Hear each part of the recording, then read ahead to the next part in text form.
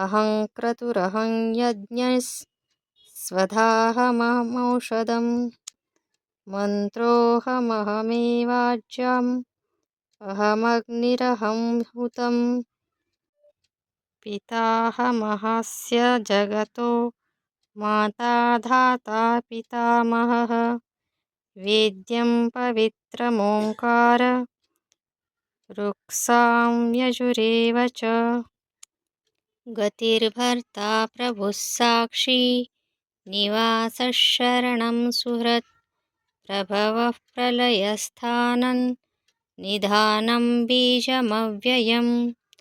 तपाम्यहं वर्षान्